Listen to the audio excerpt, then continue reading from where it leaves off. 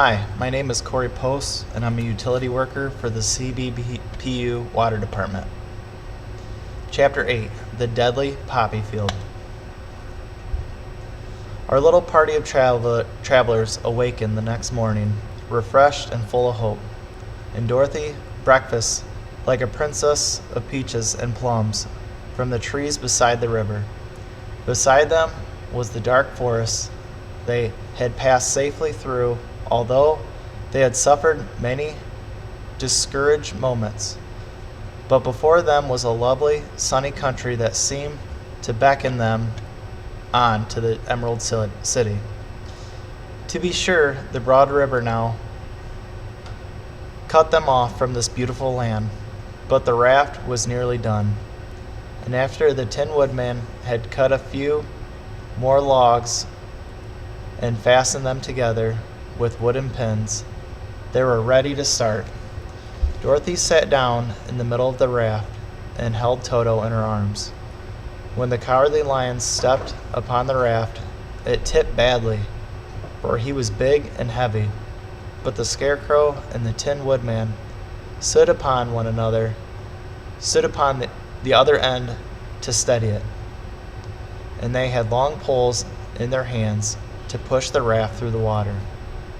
They got along quite well at first, but then they reached the middle of the river. The swift current swept the raft downstream, farther and farther away from the road of the yellow brick, and the water grew so deep that the long poles would not reach the bottom. "This is bad," said the Tin Woodman, "for if we cannot get to land, we shall be carried into the country of the Wicked Witch of the West, and she will enchant us and make us her slaves. And then I should get no brains," said the Scarecrow. "And I should get no courage," said the Cowardly Lion. "And I should get no heart," said the Tin Woodman. "And I should never get back to Kansas," said Dorothy. "We must certainly get to the Emerald City if we can."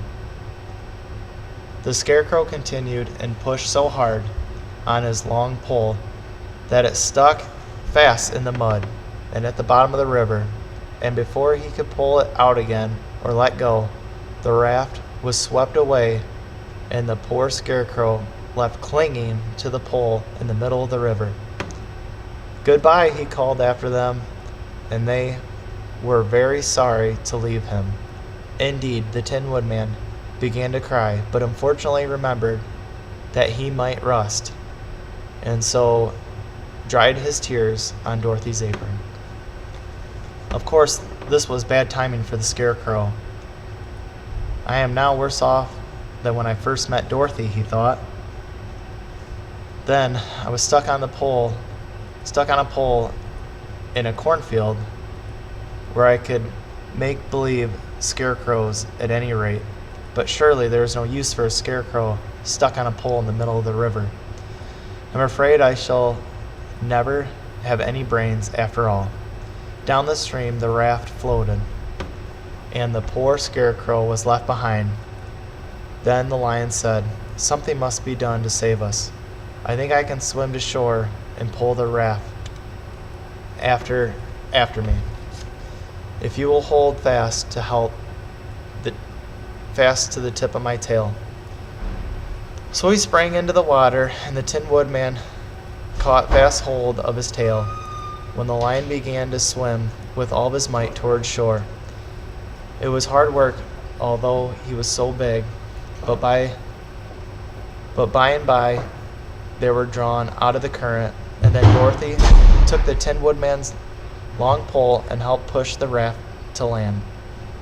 They were all tired out when they reached the shore at last and stepped off upon the great green grass, and they all knew that the stream had carried them a long way past the road of the yellow brick that led them to the Emerald City.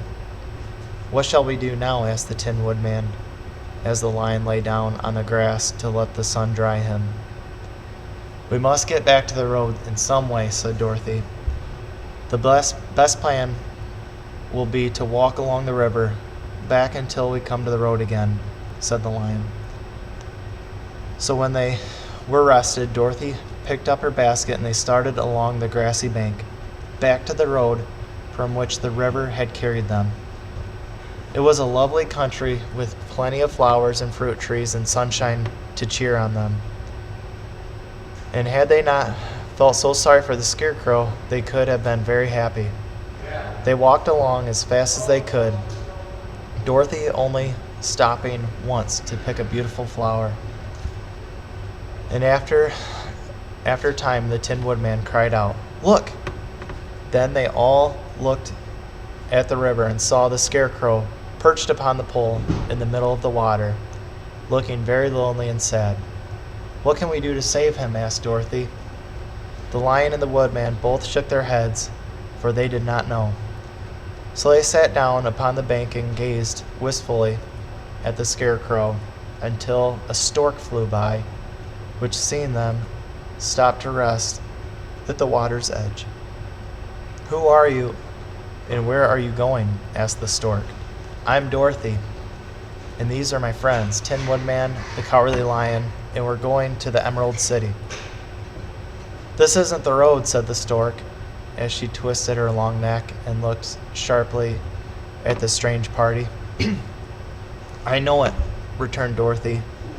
"We've lost Scarecrow, and we're wondering how we shall get him again." "Where is he?" asked the stork. "Over there in the river," answered the girl. "If he wasn't so big and heavy, I would get him for you," remarked the stork. "He isn't heavy a bit," said Dorothy, "for he's stuffed with straw. And if you'll bring him back to us, we shall thank you ever and ever so much." "Well, I'll try, but if I find he is too heavy to carry, I shall have to drop him in the river again."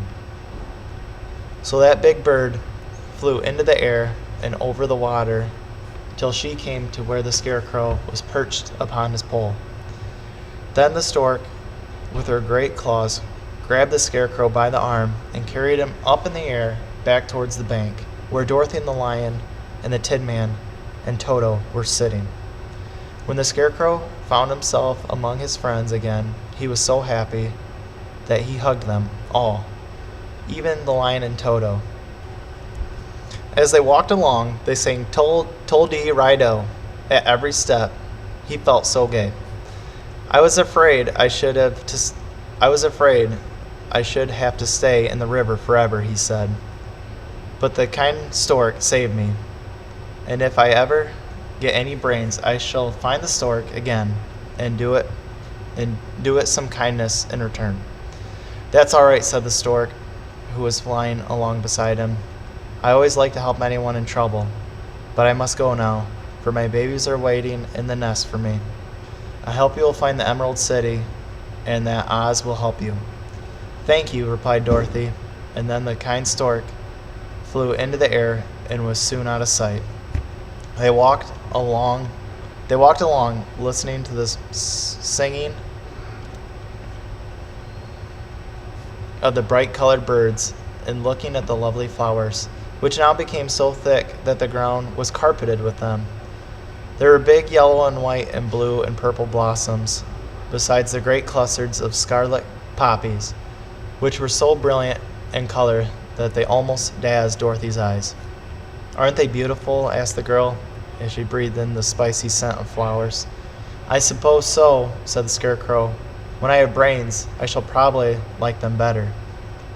"If I only had a heart, I should love them," added the Tin Woodman. "I always did like flowers," said the Lion. "They seem so helpless and frail, but there are none in the forest so bright as these." They now came upon more and more of the big scarlet poppies, and fewer of the flowers. And soon they found themselves in the midst of the great meadow of poppies. Now it is well known that when there are many of these flowers together, the odor is so powerful that anyone who breathes in falls asleep. And if the sleeper is not carried away from the scent of the flowers, he sleeps on forever. But Dorothy did not know this, nor could she get away from the bright red flowers. that were everywhere about. So presently her eyes grew heavy and she felt as if she must sit down to rest and go to sleep. But the Tin Woodman would not let her do this. "We must hurry and get back to the road of the yellow brick before dark," he said, and the Scarecrow agreed with him. So they kept walking until Dorothy could stand no longer. Her eyes closed in spite of herself, and she forgot where she was and fell asleep in the poppies, fast asleep. "What shall we do?" said the Tin Woodman. "If we leave her here, she will die," said the Lion. "The smell of the flowers is killing us all. I myself can scarcely keep my eyes open, and the dog is asleep already." It was true. Toto had fallen down beside his little owner, but the Scarecrow and the Tin Woodman, not being made of flesh, were not troubled by the scent of the flowers. "Run fast," said the Scarecrow to the Lion, "and we will get out of this deadly flower bed as soon as you can. We will bring the little girl with us, but if you should fall asleep, you are too big to be carried." So the Lion aroused himself and bounded forward as fast as he could. In a moment he was out of sight. "Let us make a chair with our hands and carry her," said the Scarecrow. So they picked up Toto and put the dog in Dorothy's lap, and then they made a chair with their hands and a seat with their arms and carried the sleeping girl between them through the flowers. On and on they walked, and it seemed that the great carpet of deadly flowers surrounded them would never end. They followed the bend of the river, and at last they came upon the friend, the Lion, lying fast asleep among the poppies. The flowers had been too strong for the huge beast, and he had given up at last and fallen only a short distance from the poppy beds, where the sweet grass spread in beautiful green fields before them. "We can do nothing for him," said the Tin Woodman sadly, "for he is too heavy to lift. We must leave him here to sleep on forever, and perhaps he will dream about that he has found courage at last." "I'm sorry," said the Scarecrow. "The Lion was a very good comrade for one so cowardly. But let us go on." They carried the sleeping girl to a pretty spot beside the river, far enough from the poppy fields to prevent her from breathing any more of the poison of the flowers. And here they laid her gently on the soft grass and waited for the fresh breeze to waken her.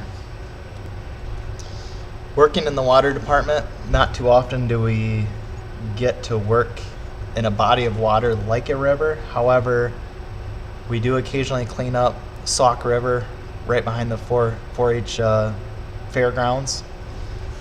Just a couple of safety tips for that. First and foremost, not much in the waters in Michigan, but make sure there's nothing dangerous or poisonous in the water. Like I said, nothing really around here to worry about. Secondly, wear proper footwear, because occasionally there is glass and zebra mussels, sharp pointy objects in the water, so you want to make sure you have some water shoes on. If the temperatures happen to be real cold, you're probably going to want to wear some waders to prevent hypothermia. Also, you do not want to use any electricity in the water, as that's a high hazard and could cause a shock. And last but not least, it's always a good idea to have a buddy join in just in case any surprises in the water.